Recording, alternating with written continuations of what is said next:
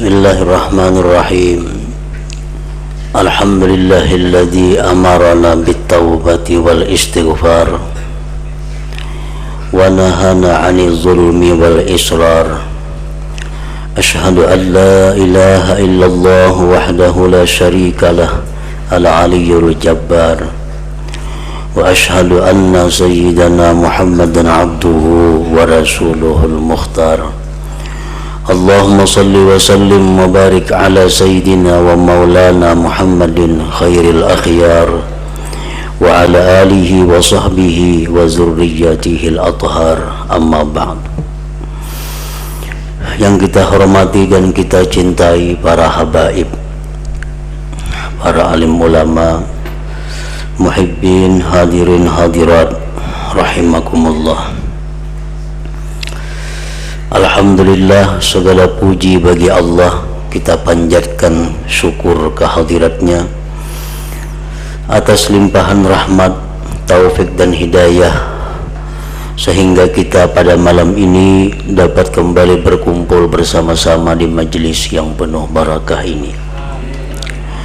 Salawat dan salam kita haturkan kepada junjungan kita Nabi besar Muhammad sallallahu alaihi wasallam, dan kepada seluruh keluarga, para sahabat, zuriat beliau sampai hari akhir nanti. Para muhibbin rahimakumullah, al-haditsus tsani wal arba'un.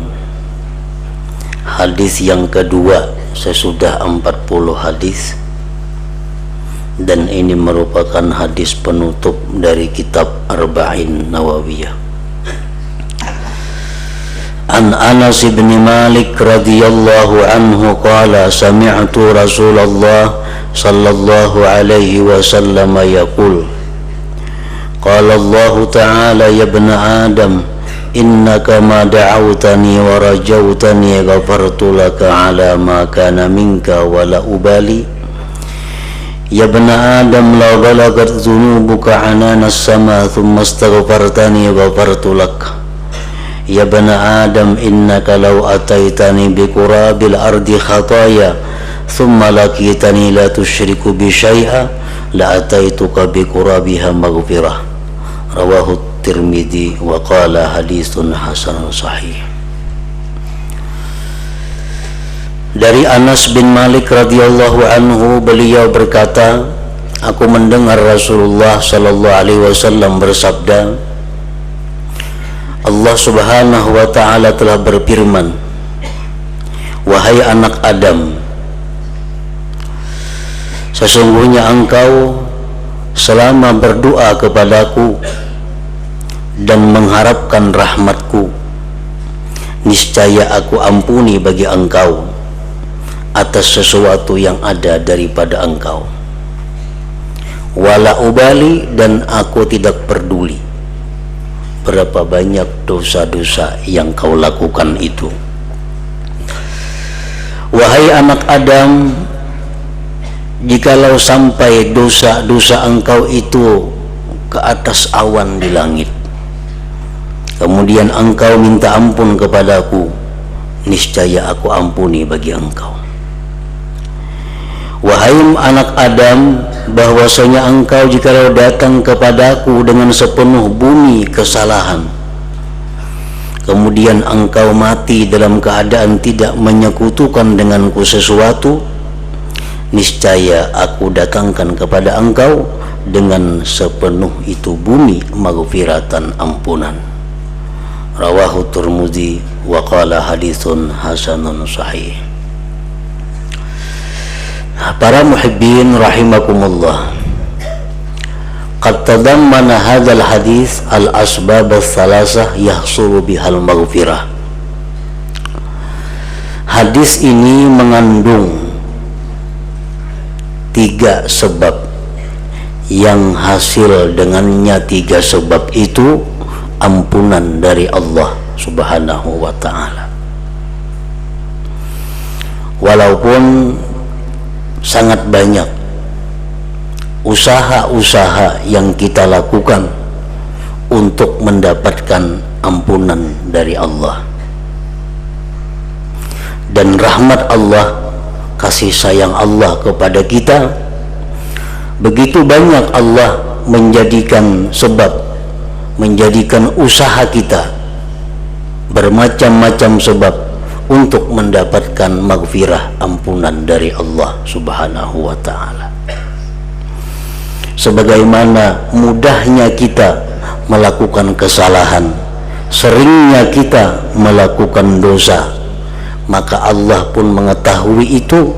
Oleh karena itu sangat banyak pula jalan-jalan, cara-cara untuk mendapatkan ampunan Allah Subhanahu wa ta'ala.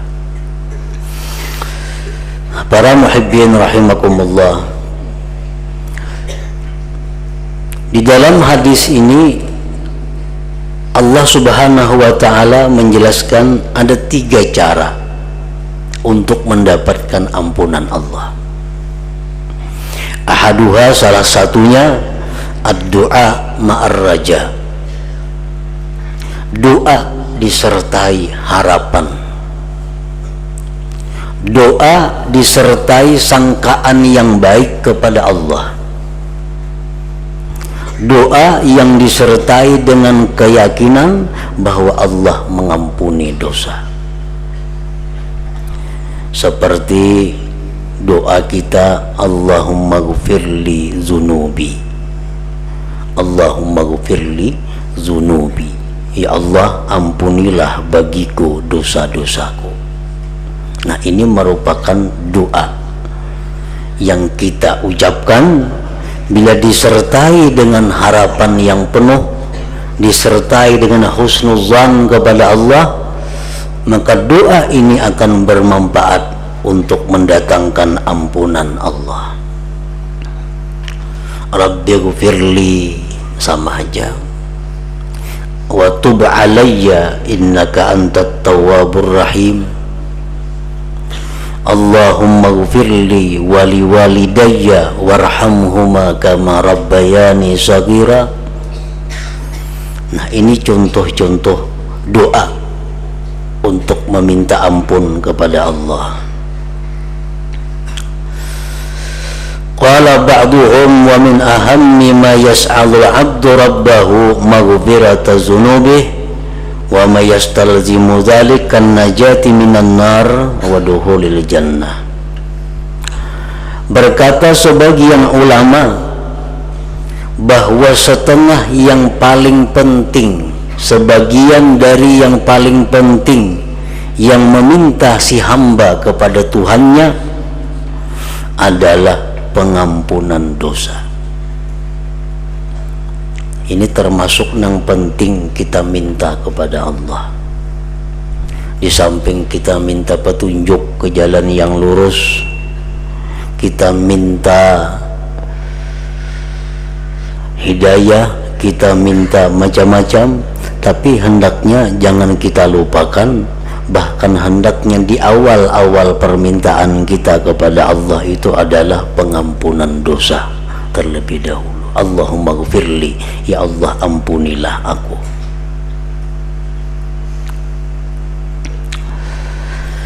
Luqmanul Hakim berkata kepada anaknya, ya bunayya awwid lisanaka Allahumma ghfirli fa inna lillahi sa'atan la yaruddu fiha sa'ila. Luqman al-Hakim menasihati anaknya, wahai anakku, biasakan lisan kamu dengan mengucap Allahumma ghfirli. Di waktu-waktu apa? Di waktu-waktu duduk, waktu berdiri, waktu berjalan, waktu kita berbaring, waktu apapun, hendaknya kita terbiasa mengucap, berdoa dengan Allahumma ghfirli, ya Allah ampunilah aku, artinya. Karena Allah Ta'ala itu ada mempunyai saat atau waktu yang Allah tidak menolak pada waktu itu akan orang yang meminta. Jadi dalam sehari semalaman ini ada waktu, cuma dirahasiakan oleh Allah kapan waktunya, yang bila mana kita tepat pada waktu itu minta sesuatu kepada Allah, maka Allah berikan. Nah, kalau kita seringkali membaca Allahumma ghfirli, Allahumma ghfirli, nah, sewaktu-waktu bisa bertepatan dengan itu sehingga dosa-dosa kita diampuni oleh Allah Subhanahu wa ta'ala. Nah, kemudian yang kedua, sebab yang bisa menghapuskan dosa-dosa kita adalah al-istighfar ma'at taubah. Istighfar disertai tobat. Dalam ucapannya seringkali kita baca astaghfirullahalazim wa atubu ilaih. Astaghfirullahalazim wa atubu ilaih. Kalau yang tadi doa Allahumma ghfirli, ya Allah ampuni aku. Nah, kalau ini adalah ikhbar, mengkhabarkan, wal ikrar, dan pengakuan. Astaghfirullahalazim wa atubu ilaih. Astaghfirullahalazim, aku minta ampun kepada Allah dan aku bertobat kepada Allah.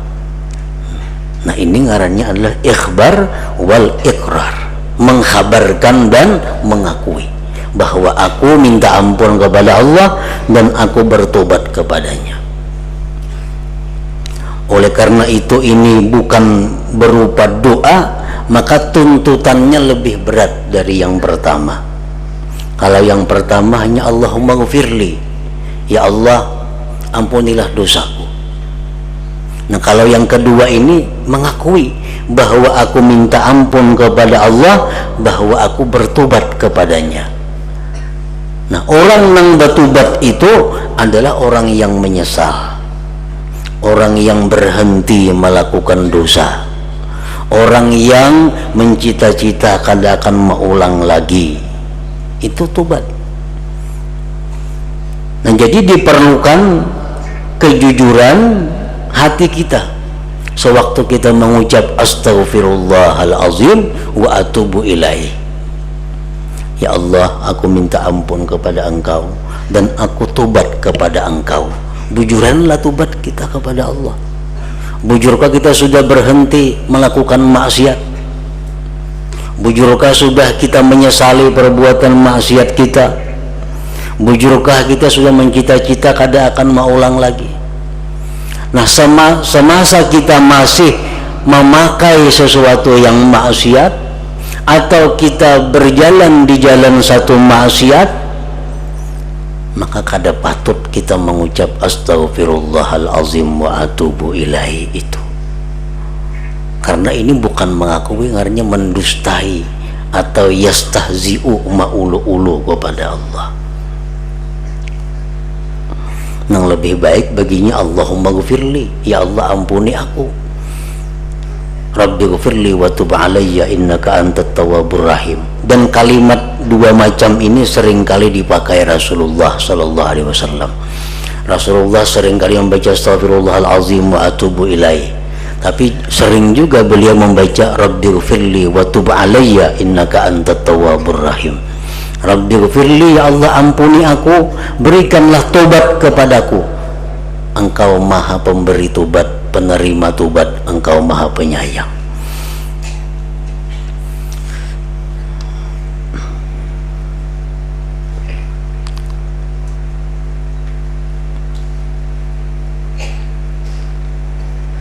Qala ba'duhum, berkata sebagian ulama, salasatun la yanfa'u bihimul istighfar. Ada tiga yang tidak bermanfaat dengan mereka istighfar. Astaghfirullahalazim wa atubu ilaih, astaghfirullahalazim wa atubu ilaih, tapi kada ada manfaatnya. Siapa nang tiga orang ini? Rajulun muqimun ala imra'atin zina, kullama qada minha syahwata qala astaghfirullahalazim fayaqulu rabb tahawwal anha wa aghfiru lak wa amma ma dumta muqiman 'alaiha fa inni la aghfiru laka. Seorang laki-laki yang mempunyai perempuan simpanan zina. Seorang laki-laki yang mempunyai perempuan simpanan zina, Begitu dia selesai melakukan perzinahan, dia mengatakan astaghfirullahalazim, aku minta ampun kepada Allah, aku minta ampun kepada Allah. Nah, ujar Tuhan, qala fayaqulu rabb, ujar Tuhan, tahawwal anha, berpalinglah engkau dari perempuan itu, jangan diingun lagi bini-bini itu, kamu kok ampuni dosa ikam. Selama engkau masih bermukim atas perempuan itu, selama engkau masih berhubungan dengan perempuan itu, fa innila aghfiru laka, aku tidak akan mengampuni bagi engkau. An astaghfirullahaladzim, minta ampun kepada Allah, tapi masih melakukan satu kemaksiatan, Allah kada akan mengampuni itu, istighfarnya kada akan berguna. Jar Tuhan, jauhin itu, kamu kok ampuni ya dosa.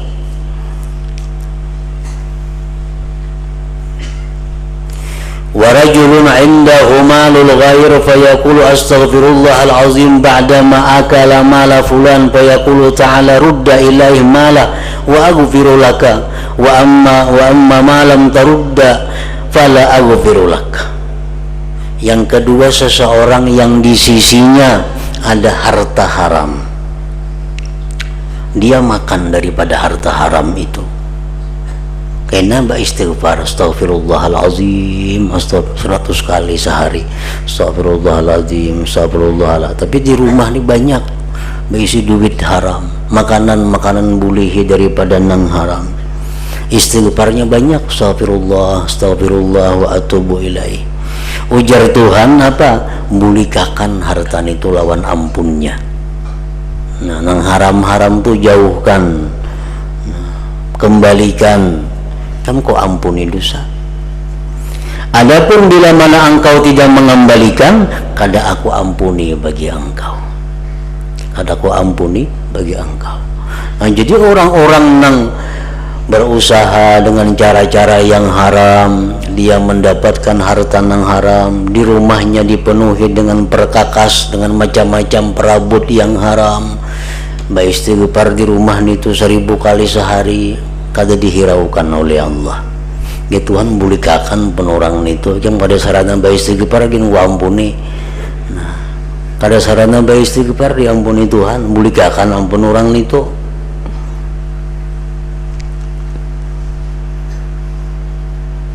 Layam pak, kada bermanfaat, jauh lawan berpahala, artinya berpahala kada, manfaat kada ada. Yang ketiga, warajulun talabbasa bima'siyatin wa huwa yaqulu astaghfirullahalazim fala yughfaru lahu.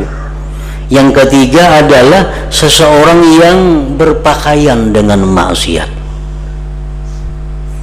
berpakaian dengan satu kemaksiatan, dia mengatakan astaghfirullahalazim, astaghfirullahalazim. Nah, kada bermanfaat istighfar itu.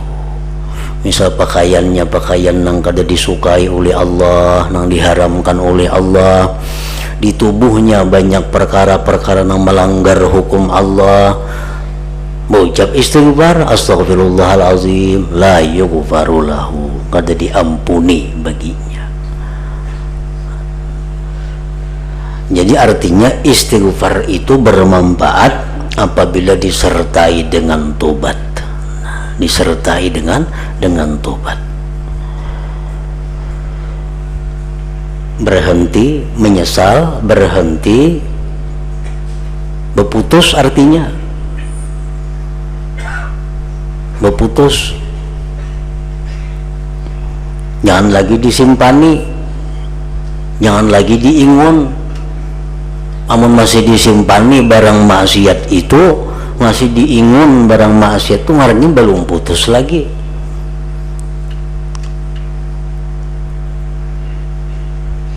Umpamanya kita laki-laki nih memakai amas, mendengar ini kada boleh begalang amas, si laki-laki ini hampir begalang amas di anak di lemari, itu kada putus lagi ngarannya.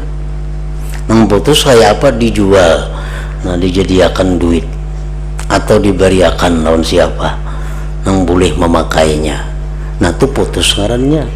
Nah sudah itu ayo haba istighfar, Jadi menyesal, berputus hubungan lawan maksiat, bercita-cita kada mau ulang lagi, hanyar itu istighfar berguna, hanyar istighfar itu bermanfaat. Jadi memakai amas laki-laki itu kada boleh dalam keadaan apapun, dalam keadaan guring, dalam keadaan beribadah, dalam keadaan berjalan biasa, kada boleh memakai amas itu. Nah, selama masih amas itu dipakai atau disimpani, kita beristighfar, dosa kita kada diampuni.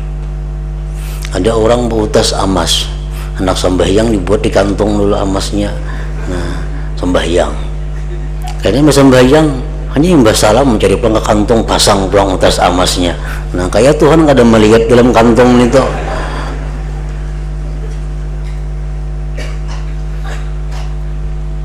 Jual amasnya itu, atau beriakan lawan bini-bini yang boleh memakai amas.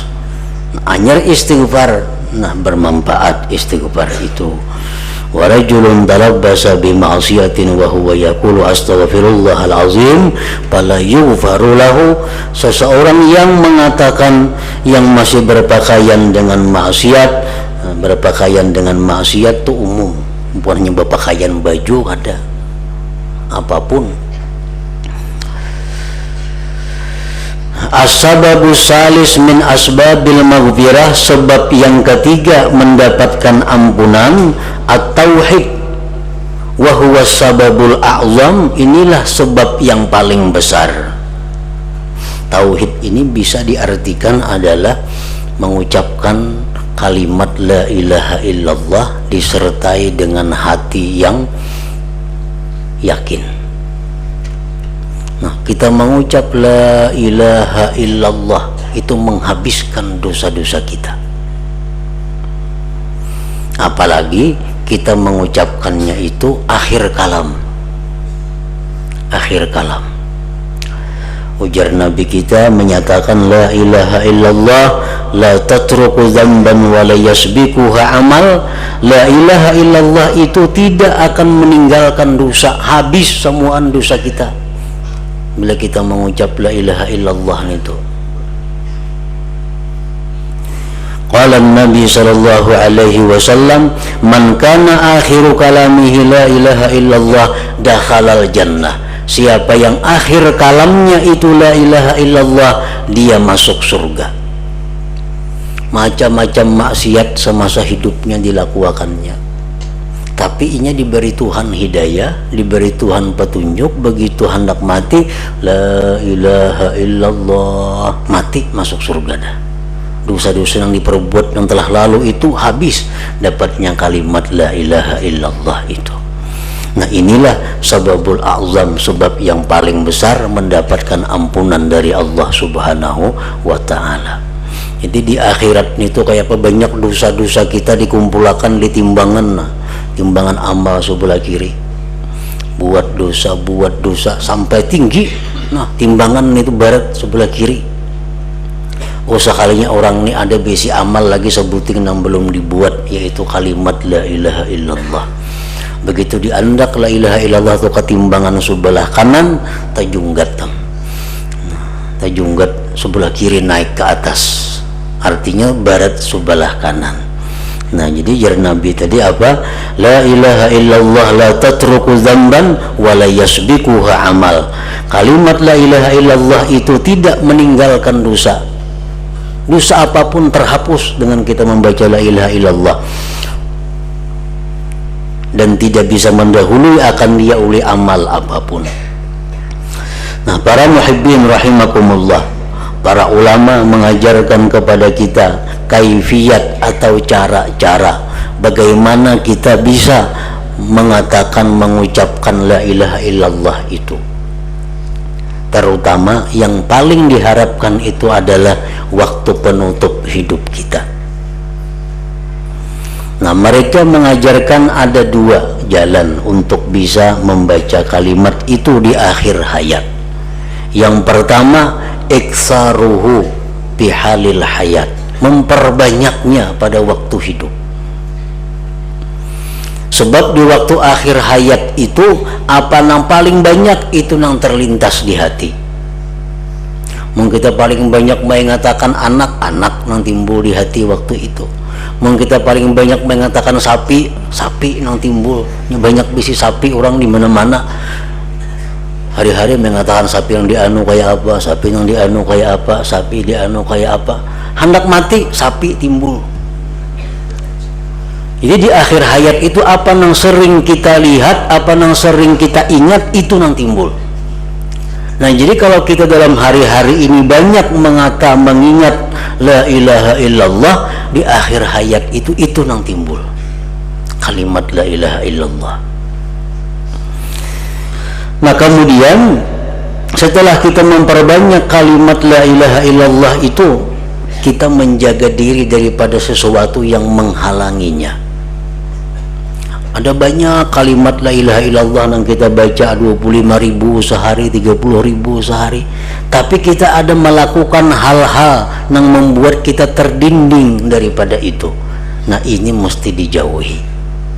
Apa yang mendinding kita daripada mengucap kalimat la ilaha illallah itu adalah al-kabair, dosa-dosa besar.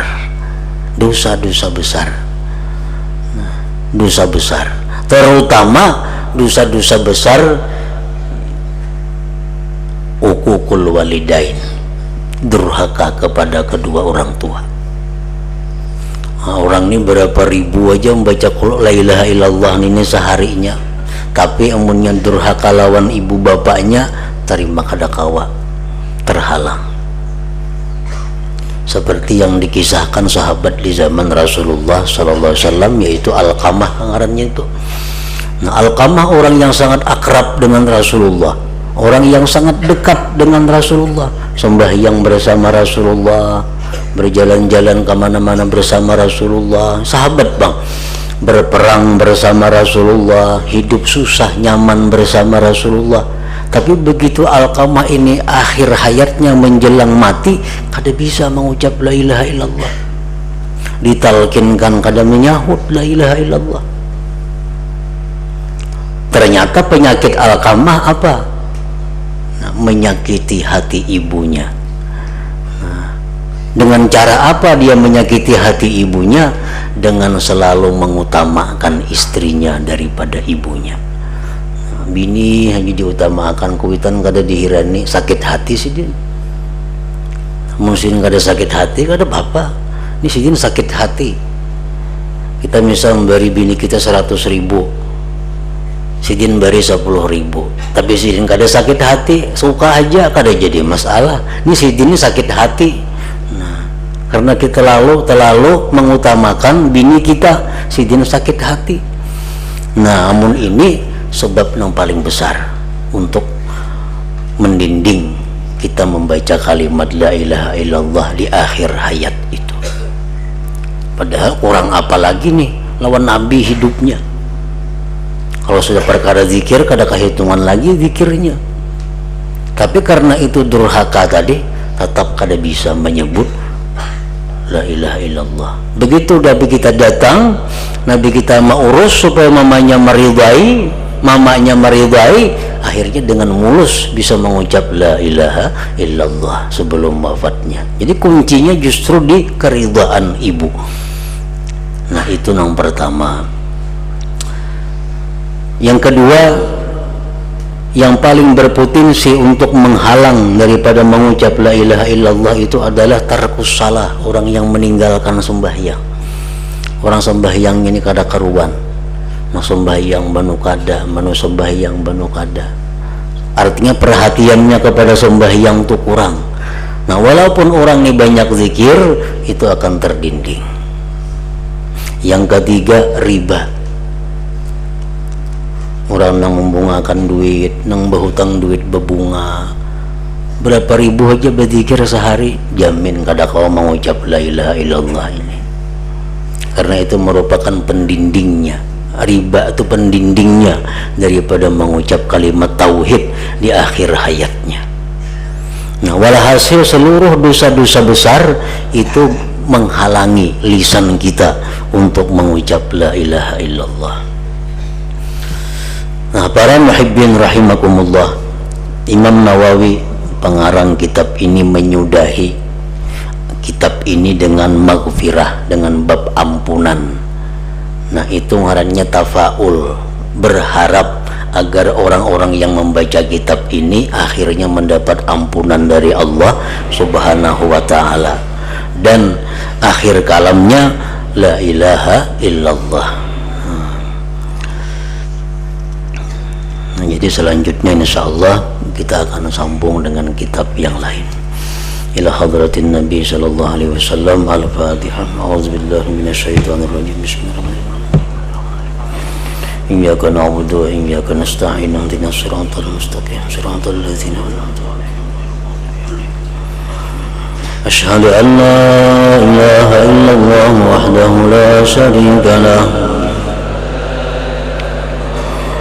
وأشهد أن سيدنا محمدا عبده ورسوله